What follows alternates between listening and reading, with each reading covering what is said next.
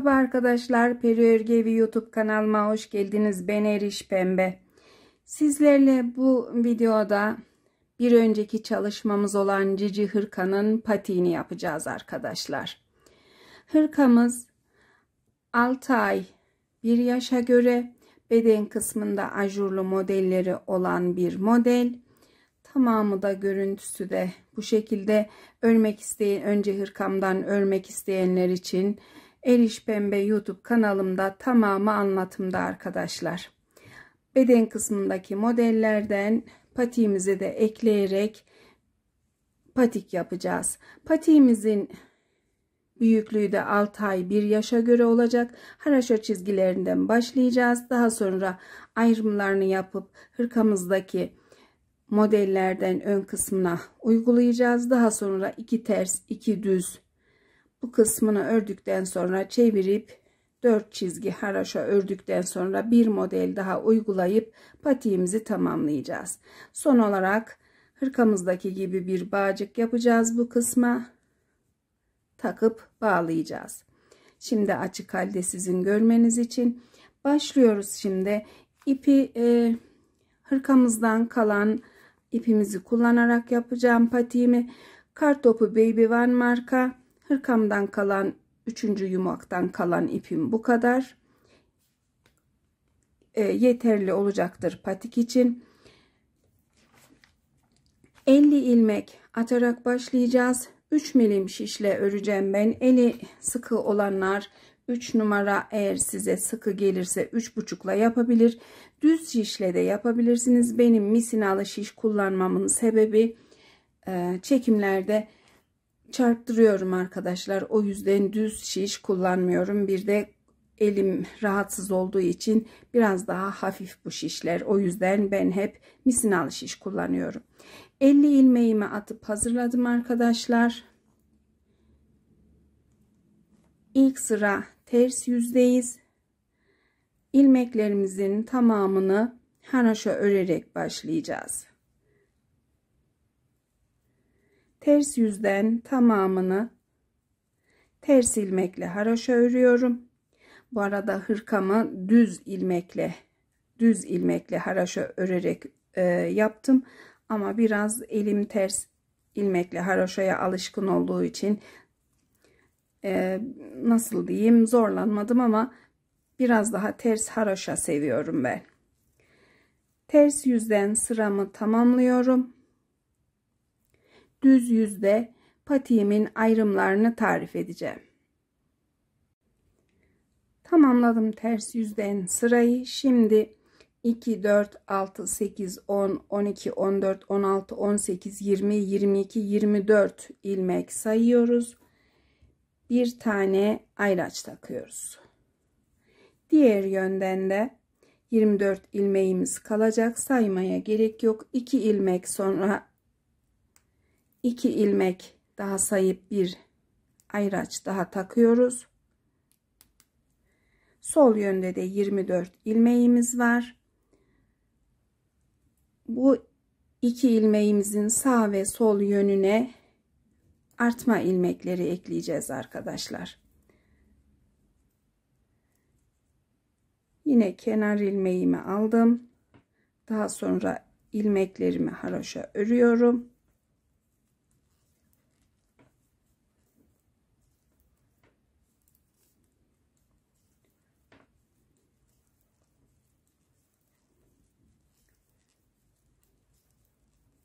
Ayracınız yoksa sayarak da örebilirsiniz. Hiç sorun değil. Tarifte şaşırmamak için ayraç kullanıyorum ben.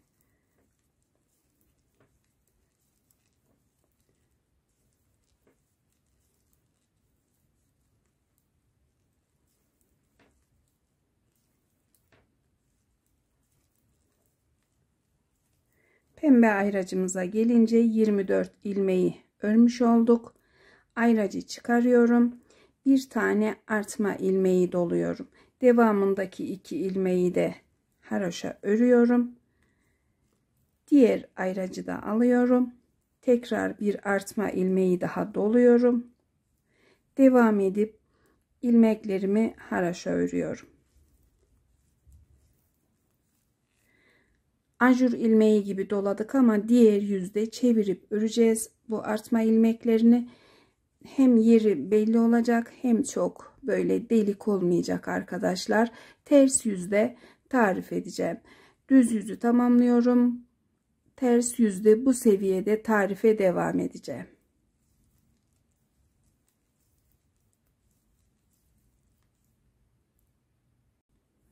Ters yüzdeyiz. Artma ilmeğime 3 ilmeğim kaldı. Üçünü de örüyorum. Daha sonra artma ilmeğinin sağ yönünden değil de sol yönünden şişime takıyorum. Taktım. Haroşa örüyorum. 2 ilmeğimi ördüm. Yine haroşa ördüm. Diğer artma ilmeğine gelince ipimi yine ters yüze atıp ilmeğin sol yönünden şişimi takıp bu ilmeği çevirerek ördüm arkadaşlar. Devam edip sırayı tamamlıyorum. Başka bir işlem yok. Düz yüzde ikinci artmayı tarif ediyorum.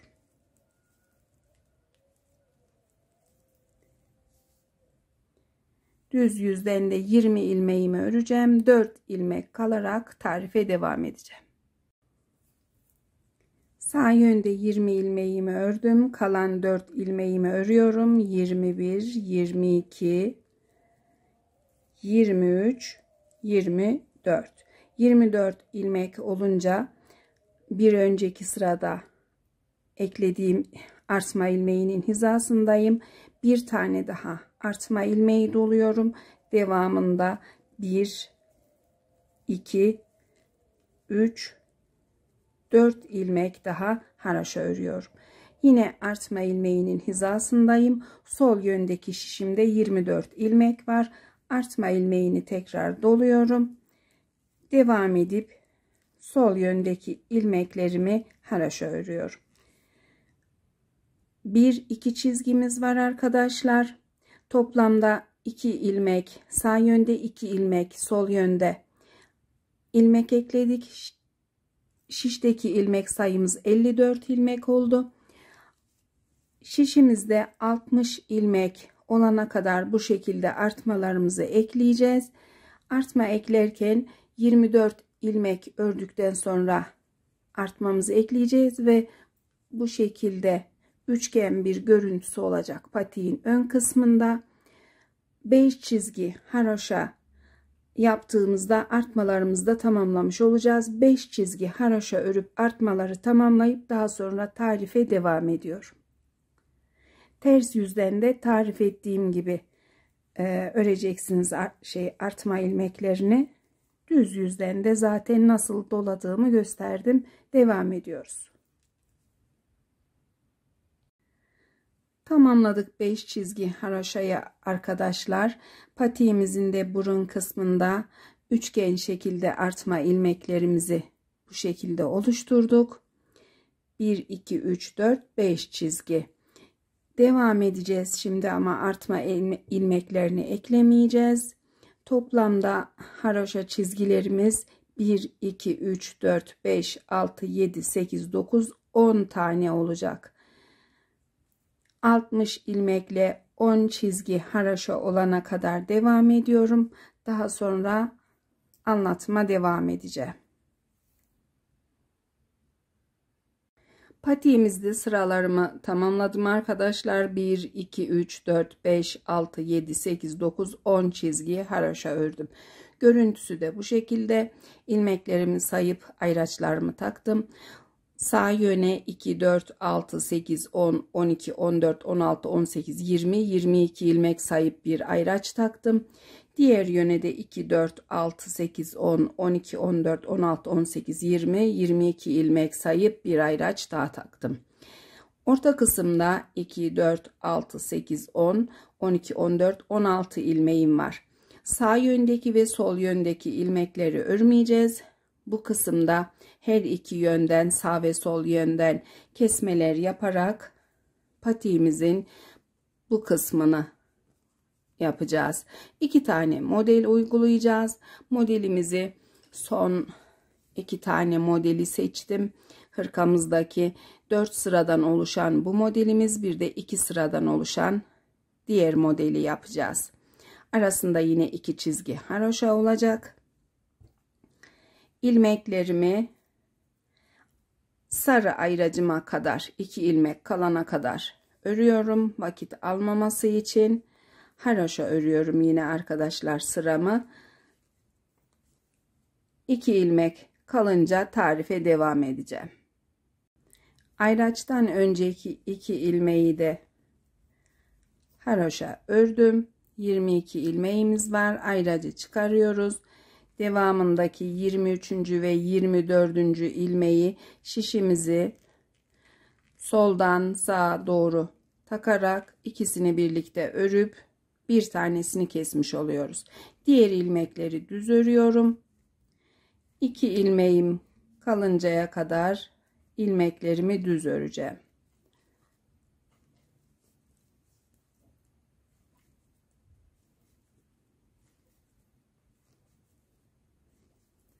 Ayraçtan önceki 2 ilmeği de şişime takıp ikisini birlikte örüp yine bir tane ilmek kesmiş oldum.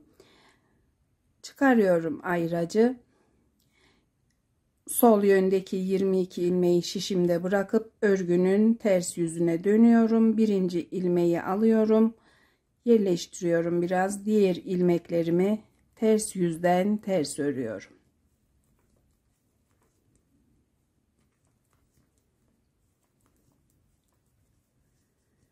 İlmek kestiğim ilmeğe kadar ters öreceğim. İlmek kestiğim ilmeğe gelince örgünün diğer ayırdığımız haraşo ördüğümüz ilmeklerden bir tane daha bu ilmekle birlikte örüp kestim. Düz yüze döndüm arkadaşlar.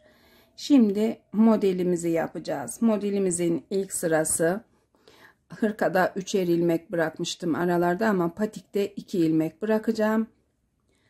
4 sıradan oluşan bir model. İlk ilmeğimi alıyorum. Daha sonra bir tane ilmek doluyorum. Devamındaki 2 ilmeği şişime takıp sola kes yapıyorum. Bir düz ilmek örüyorum. Devamındaki 2 ilmeği şişimden çıkartıp ikisini birlikte düzeltip sola kes yapıyorum. Bir ajur daha doluyorum. 2 ilmek düz örüyorum. Bir ajur doluyorum. 2 ilmeği şişime alıp ikisini birlikte sola kes yaptım. Bir düz ilmek ördüm. 2 ilmeğimi düzeltip sağa kes yapıyorum. Bir ajur daha doluyorum. İlmek kestiğim ilmeğimle örgünün sol yönündeki şişteki ilmeklerden bir ilmeği de şişime ikisini birlikte alıp örüyorum. Dönüyorum. Ters yüze ajur doladığım, ilmek doladığım bu ilmekleri delik olacak şekilde örüp diğer ilmekleri de ters örüyorum. Tamamı ters aslında. Sadece bu ilmeklerimizi delik olacak şekilde örüyoruz arkadaşlar. 2 sıra örmüş olduk. Patiğimizde yine bir ilmek kalınca bu yönden bir ilmek daha alıp ikisini birlikte ters yüzden keserek örüyorum. Düz yüze dönüyorum. İlmeğimi yerleştirip bir düz ilmek örüyorum. Bir ajur doluyorum. 3 ilmeği şişime alıp üçünü birlikte düz örüyorum. Bir ajur daha doluyorum. 1 2 3 4 ilmek düz ördüm. Bir ajur doladım. 3 ilmeği şişime alıp üçünü birlikte ördüm. Tekrar bir ajur doluyorum. Bir ilmek düz örüyorum. Daha sonra bu ilmeğimle haroşa ilmeklerden bir tane alıp ikisini birlikte örüyorum. Ters yüze dönüyorum. İlmeklerimi ters örüyorum.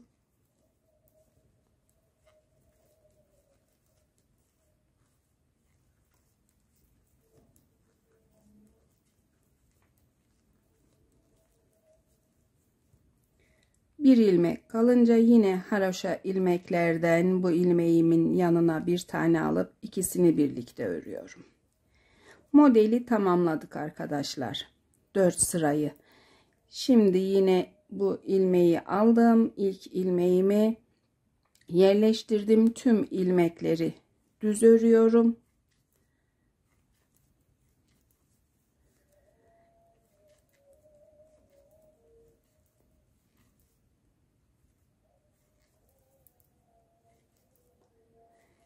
İlmek kestiğim ilmeğime gelince yine haroşa ilmeklerden bir tane yanına alıp ikisini birlikte örüyorum sol yönde. Kendini belli etti. Ters yüzden ilk ilmeğimi aldım. Diğer ilmeklerimi haroşa örüyorum. Modelin arasına 2 çizgi haroşa yapacağım.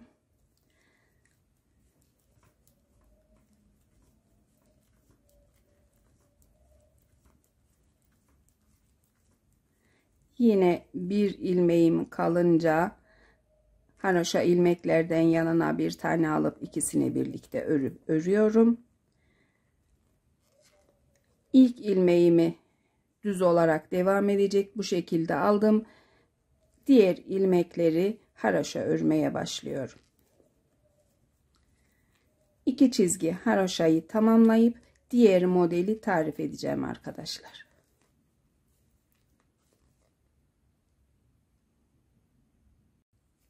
İki çizgi haroşamı tamamladım. Yine ilmeklerimi keserek ilerledim. Patiğin ön kısımdaki model bitene kadar arkadaşlar orta kısma ayırdığımız 16 ilmek 14 ilmeğe düşünce 14 ilmeğin birinci ilmeği ve 14. ilmeği ile sürekli yan taraftan ilmekleri alarak ikisini bir örüp keseceğiz. İlk ilmeğimi aldım, şişime yerleştiriyorum. 2 sıra örgü öreceğim. Düz yüzde düz, ters yüzde ters. Bu sıraları tamamlayınca diğer modelimizi yapacağız. Sol yöndeki kesmeyi de örüyorum.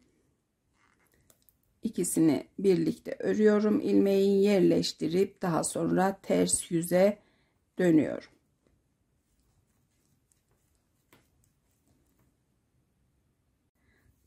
Tamamladık 2 sıra örgüyü. İlk ilmeğimizi alıyoruz. Daha sonra ikinci model için bir ilmek doluyorum. Devamındaki 2 ilmeği şişime alıp ikisini birlikte örüyorum. Tekrar bir ilmek doluyorum. 2 ilmeği birlikte örüyorum. Doladım. 2 ilmeği birlikte ördüm. Yeniden bir ilmek doluyorum. 2 ilmeği birlikte örüyorum. Bir ilmek daha doladım. 2 ilmeği birlikte ördüm. Bir ilmek dolayıp devamındaki 2 ilmeği birlikte örüyorum. Şimdi kontrol ediyoruz. Kestiğimiz ilmek 1, 2, 3, 4, 5, 6 tane. Doladığımız ilmek 1, 2, 3, 4, 5, 6 tane. İkisi birbirine eşit arkadaşlar. Son kalan ilmeğimizle haroşa bölümden yine bir ilmek alıyoruz. Bu ilmeğimi düzelteceğim. İkisini birlikte örüp kestim. Ters yüze döndüm. Ters yüzde ilmeklerimi ters örüyorum.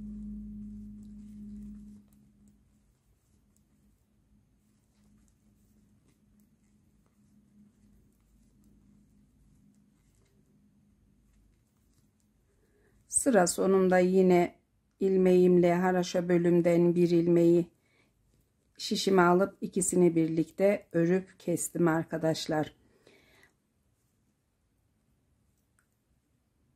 Sağ yönde düz yüz, sağ yönde şişimde kalan haroşa ilmek sayısı 2, 4, 6, 8, 10, 12, 14 tane. Diğer yönde 2, 4, 6, 8, 10, 12, 14, 15 tane. Bu yönden bir ilmek daha keseceğiz. Daha sonra ilmeklerimizin tamamını örmeye başlayacağız. İlk ilmeğimi alıyorum. Yerleştirip diğer ilmekleri düz örüyorum.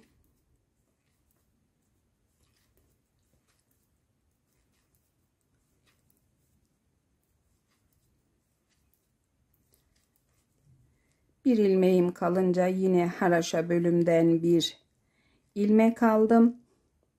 İkisini birlikte örüp kestim. Sağ yönde 2, 4, 6, 8, 10, 11. çizgi haroşadayız. Bu yönde de 2, 4, 6, 8, 10 çizgi haroşadayız. 11. çizgiyi yaparak ilerliyoruz.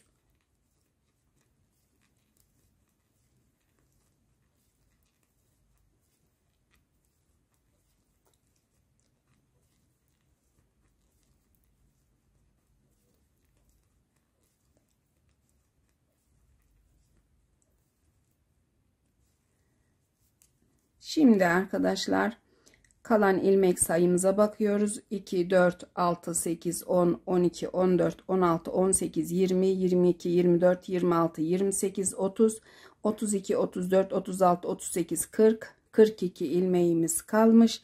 42 ilmekle 2 çizgi haraşo olana kadar örüp daha sonra 2 ters 2 düz örgüye geçeceğiz. Haraşo sıraları tamamlayıp devam ediyorum.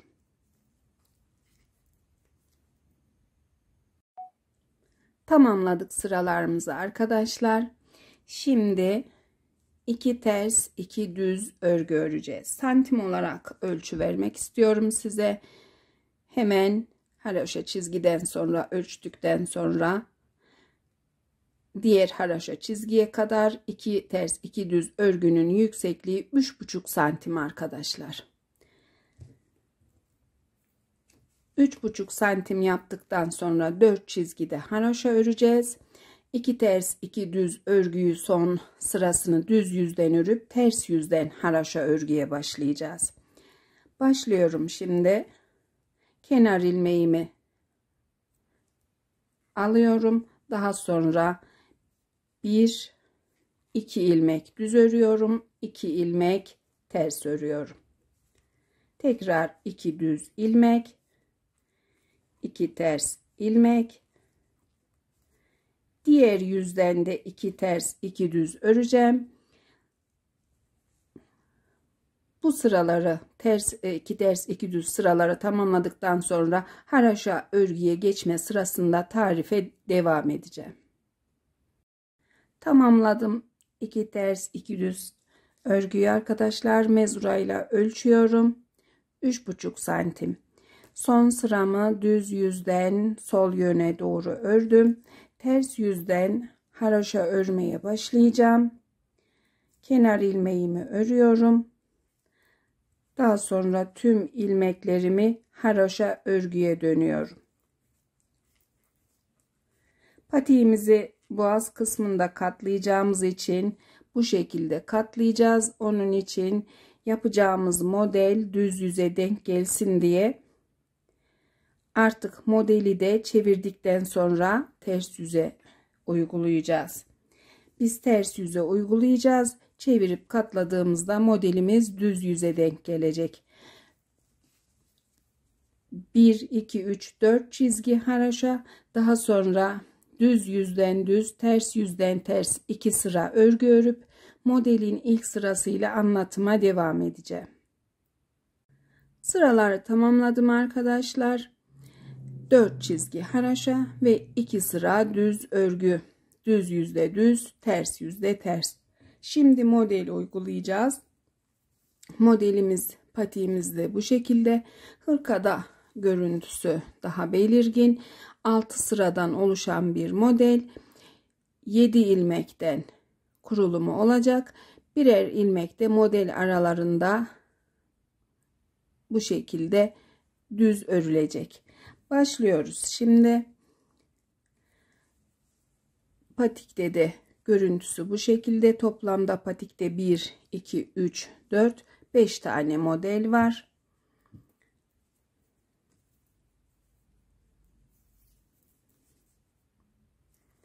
Kenar ilmeğimi örüyorum. Daha sonra 1 2 ilmek düz örüyorum.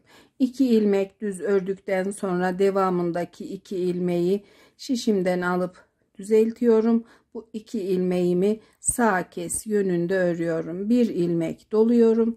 Bir düz ilmek örüyorum. 1 ilmek daha dolayıp 2 ilmeği sola kes yapıyorum. Devam edip 1, 2, 3 ilmek düz örüyorum. 4. ve 5. ilmeği yine düzeltme yapıp 5. ilmeği 4. ilmeğin üzerine atıp sağ kes yapıyorum. 1 ilmek doluyorum. Bir düz ilmek örüyorum. 1 ilmek daha dolayıp 2 ilmeği sola kes yaptım. 1, 2, 3 ilmek düz ördüm. Yeniden 2 ilmeğimi düzeltme yapıp sağa kestim. 1 ilmek doladım. Bir düz ilmek ördüm. Tekrar 1 ilmek dolayıp 2 ilmeğimi sola kes yaptım. 1, 2, 3 ilmek düz örüyorum. 2 ilmeğimi şişimden aldım. Düzeltip sağa kes yaptım. Bir tane ajur doladım. 1 ilmek düz ördüm. Bir ajur daha dolayıp 2 ilmeğimi sola kes yaptım. 1, 2, 3 ilmek düz ördüm. 4. ve 5. ilmeğe bu şekilde düzeltme yaptım. Sağ kes yapıp ördüm. 1 ilmek doluyorum. Bir düz ilmek örüp 1 ilmek daha dolayıp 2 ilmeği sola kes yapıyorum. Sol yöndeki şişimde kenar ilmeğim ve bir düz ilmeğim kaldı. Bir düz ilmek örüp kenar ilmeğimi şişime takıyorum. Ters yüzdeyiz. Modelin ikinci sırası. Tüm ilmekler ters örülecek. Ajur doladığımız ilmekler delik olacak şekilde örülecek. Ters yüzden sırayı tamamlayıp düz yüzde devam ediyorum. Modelimizde 3. sıradayız. Kenar ilmeğimi ördüm. Bir tane düz ilmek örüyorum. Bir düz ilmekten sonraki 2 ilmeği yine şişimden alıp düzeltme yapıyorum. İkisini birlikte sağ kes yapıp örüyorum. Bir tane ajur doluyorum. 1, 2, 3 ilmek düz örüyorum. Bir ajur daha doluyorum. 2 ilmeği sola kes yapıyorum. Devamında bir düz ilmek örüyorum. 2 ilmeği yine düzeltiyorum. Sağ kes yapıyorum. Bir ajur dolayıp 1, 2, 3 ilmek düz örüyorum. Tekrar bir ajur dolayıp 2 ilmeğimi sola kes yapıyorum. Bir düz ilmek, devamındaki 2 ilmeği sağ kes yapacağız. Düzelttik, sağ kes yönünde ördük. Bir ajur dolayıp 1, 2, 3 ilmek düz ördüm. Tekrar bir ajur dolayıp devamındaki 2 ilmeği sola kes yaptım. Bir düz ilmek, sıra sonuna kadar örelim artık. 2 ilmeği sağ kes yaptık. Bir ajur doladık. 1, 2, 3 ilmek düz örüp bir ajur dolayıp devamındaki 2 ilmeği sola kes yaptık. Bir ilmek ördüm. Devamında yine 2 ilmeği düzeltip sağ kes yaptım. Bir ilmek doladım.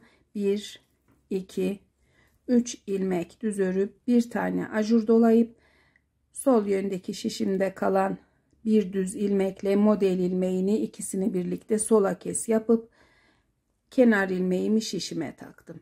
Çeviriyorum ters yüze. Tüm ilmekleri ters örüyorum. Modelin 4. sırası. 5. sıra düz yüzle tarife devam edeceğim.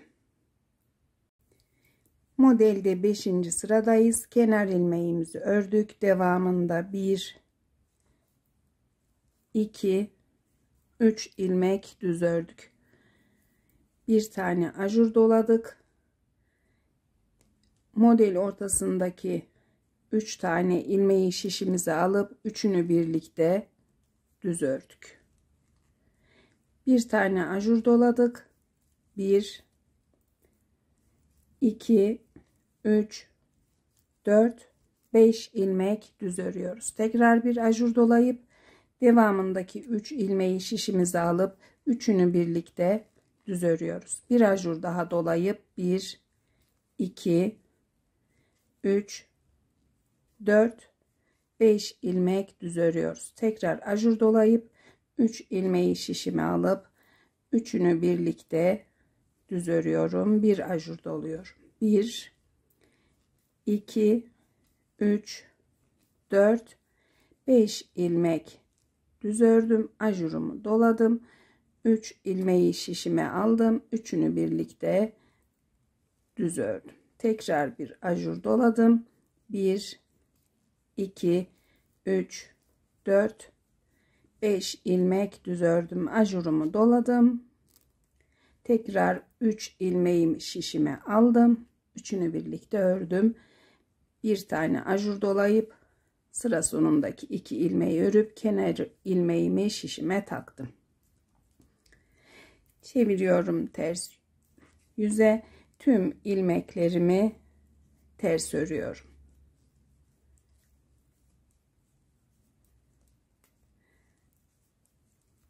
Modelimizi tamamladık arkadaşlar.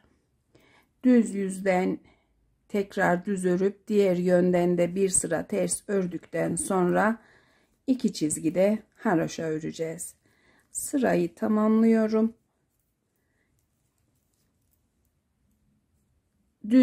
Düz ve ters yüzü de ördükten sonra devam ediyorum. Modelimizin görüntüsü de böyle arkadaşlar. 5 tane model yaptık. Modelden sonraki 2 sıra örgüyü de ördüm. Düz yüzde düz, ters yüzde ters örgümüz. Şimdi 2 çizgi haroşa öreceğiz. Tüm ilmekleri haroşa örmeye başlıyorum.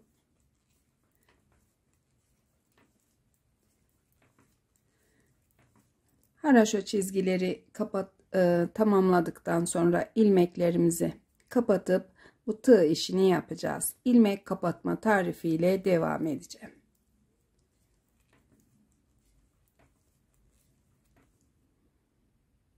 Tamamladım 2 çizgi haroşayı arkadaşlar. Düz yüzden son sıramı ördüm.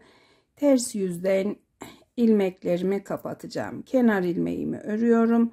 Daha sonra tığımla şişimden bir ilmek haroşa örüp kenar ilmeğimin içinden kaydırıyorum. Tekrar bir ilmek örüp kenar ilmeğimin içinden kaydırıyorum.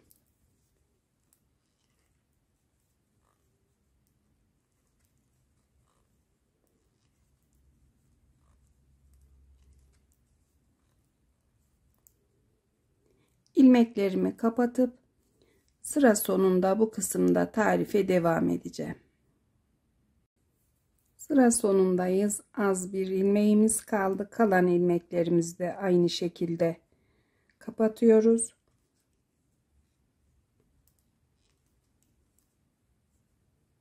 Son ilmeğimi de kapattım.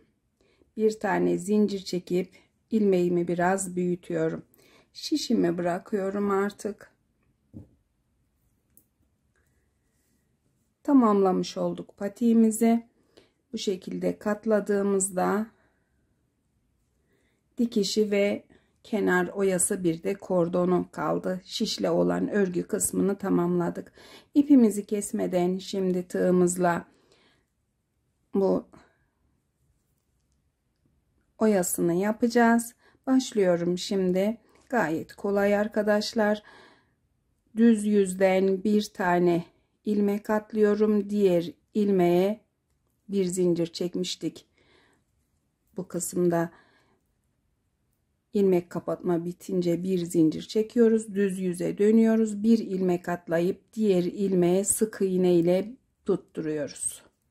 Bir sık iğne, devamında tığımızın üzerine ipimizi alıp aynı ilmeğe yalancı trabzan yapıyoruz bir tane. Tekrar tığımızın üzerine ipimizi alıp bir yalancı trabzan daha yapıyoruz.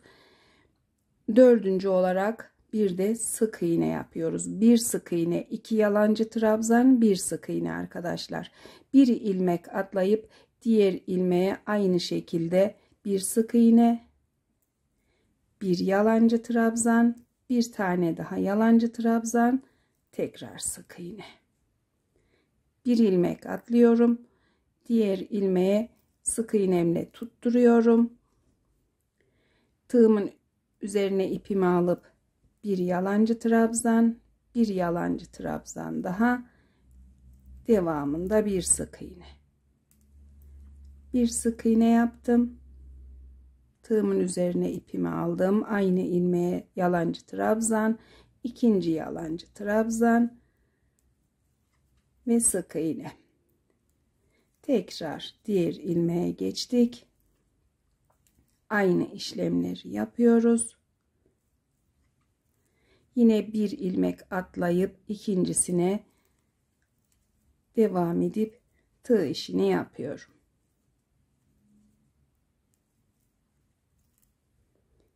Bir ilmek atlayıp devam ediyorum.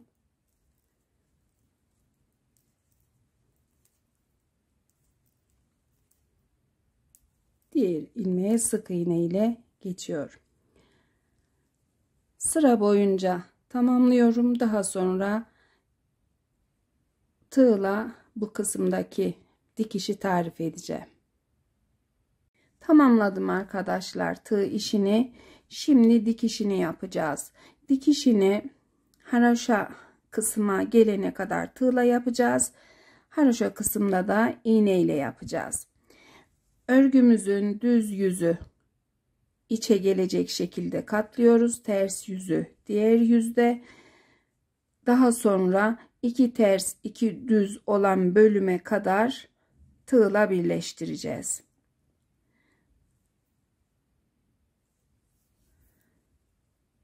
Devamında da tığla birleştireceğiz ama bu kısımda ters yüzden değil düz yüzden birleştireceğiz arkadaşlar.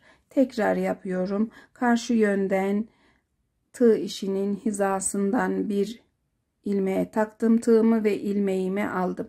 Devamında bir zincir çekip sıkılıyorum. Daha sonra son ilmeklerden takıyorum tığımı. Aldığım ilmeği tığımdaki ilmekten kaydırıyorum.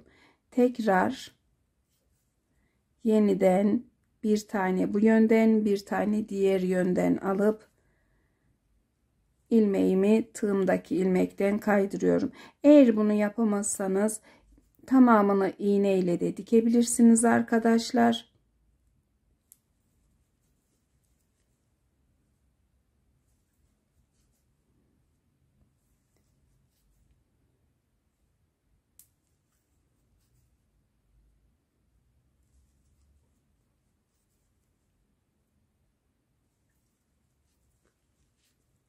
Tamamladık. 2 ters 2 düz örgüye gelince bir tane de bu kısımdan aldım. Tekrar ilmeğimi genişletiyorum. Hatta bir zincir çekiyorum. Örgümü çeviriyorum. Tekrar patik kısmının bu kısımlardaki ters yüze geldik. İlmeğimi alıyorum ters yüze. Tığımı alıp devam edip birleştiriyorum.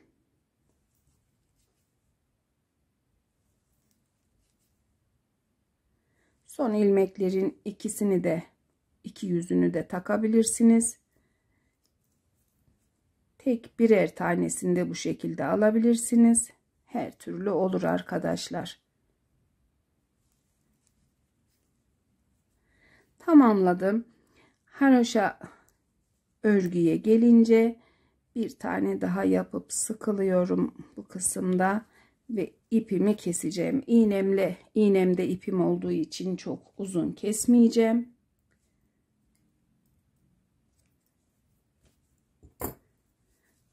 Normal karşılıklı bu yönden dikişlerini yapıp tamamlayacağım. Şimdi bağcıklarının tarifini yapacağım arkadaşlar. Hırkamda ve patiğimde bağcıklar kullandım. Yapımı oldukça kolay. Size ölçüyle ip vermek istiyorum. 1,5 metre kadar ip lazım bize. 50 santim olunca 50 santim. Tekrar ipimi bir kez daha katlıyorum. Bir tane daha katlıyorum. Bu kısımdan tutuyorum ve tığımla bir tane ilmek alıyorum. Tutturuyorum. Zincirimi oluşturdum. Sağ yönde ayırdığım bu 1,5 metre ipim, sol yönde de ipimin devamı var. Tığımdaki ilmeği bu şekilde tutuyorum. Daha sonra sağ yöndeki ipten bir tane tığımı doluyorum. İkisini birlikte örüyorum. Devamında yine doladım tığıma, ikisini birlikte örüyorum. Doluyorum, örüyorum.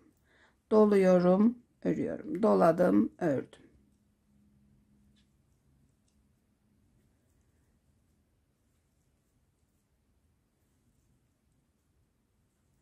Bağcık için yeterli olacaktır bu ölçü. Tamamını yapıyorum bu şekilde. Daha sonra size ölçü vereceğim arkadaşlar, uzunluk olarak. Tamamlıyoruz arkadaşlar yaptığımız kordonu. Son kez yaptıktan sonra bir zincir çekip sıkılıyorum. Daha sonra kesiyorum ipimi. Ölçü olarak da mezuramızdan tutup serbest olduğu gibi çekiştirmeden ölçüyoruz.